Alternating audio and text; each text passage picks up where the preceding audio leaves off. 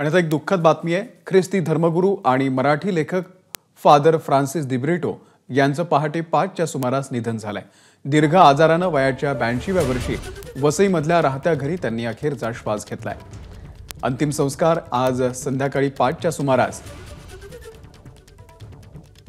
वसई विरार पश्चिम येथे पार पडणार आहे।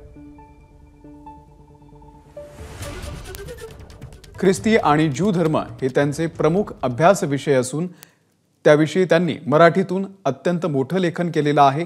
उस्मानाबादमध्ये झालेल्या 93व्या अखिल भारतीय मराठी साहित्य संमेलनाचे ते अध्यक्ष सुद्धा होते। हरित वसईच्या संरक्षणासाठी त्यांनी आयुष्यभर संघर्ष केला। सिद्धहस्त लेखक म्हणून सुद्धा ते प्रसिद्ध होते। आपल्या प्रतिनिधी भारती सहस्त्रबुद्धे सध्या आपल्या सोबत आहेत। भारती, अत्यंत दुःखद बातमी।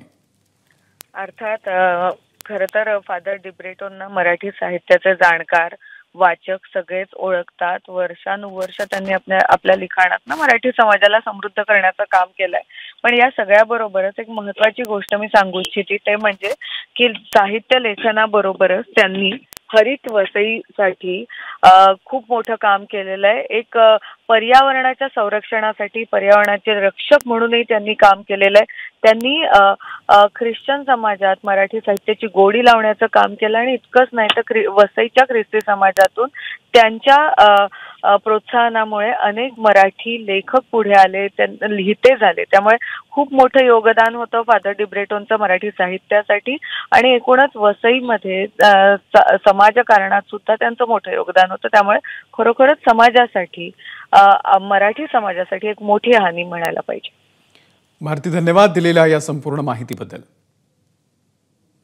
तर ख्रिस्ती धर्मगुरू आणि मराठी लेखक फादर फ्रान्सिस दिब्रिटो यांचं पहाटे 5च्या सुमारास निधन झालेलं आहे। दीर्घ आजाराने वयाच्या 82व्या वर्षी त्यांनी वसईमधल्या राहत्या घरी अखेरचा श्वास घेतलाय।